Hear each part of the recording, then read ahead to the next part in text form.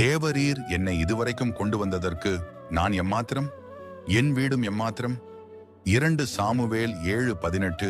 நம் வாழ்க்கையில் நாம் பெற்றுள்ள எல்லா ஆசீர்வாதங்களும் நம் முயற்சியால் அல்ல, தேவனின் கிருபையால் தான். தேவன் தாவீதுக்கு ஒரு பெரிய வாக்குத்தத்தம் கொடுத்தார்.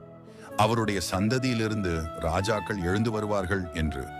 அந்த வாக்குத்தத்தத்தை கேட்டு தாவீது பெருமையடையாமல் தாழ்மையுடன் கூறுகிறார், தேவரீர் என்னை இதுவரைக்கும் கொண்டு வந்ததற்கு நான் எம்மாத்திரம். அதாவது, நான் யாரும் அல்ல, ஆனாலும் தேவனே எனக்கு இத்தனை கிருபை செய்தார். இந்த வசனம் நமக்கு சொல்லுகிறது, எத்தனை ஆசீர்வாதங்களை பெற்றிருக்கிறோம் என்றாலும் அது நம் திறமையாலோ ஆற்றலாலோ அல்ல, தேவனின் தயையால் தான் அவர் நம்மை இதுவரை கொண்டு வந்திருக்கிறார் என்றால் அது அவருடைய பெரிய கிருபையே. நம்முடைய எல்லா ஆசீர்வாதங்களுக்கும், வாழ்க்கையில நடந்த ஒவ்வொரு சிறிய முன்னேற்றத்திற்கும் நாம் சொல்ல வேண்டியது, தேவரீர் இதுவரைக்கும் என்னை நடத்தினீர், நன்றி.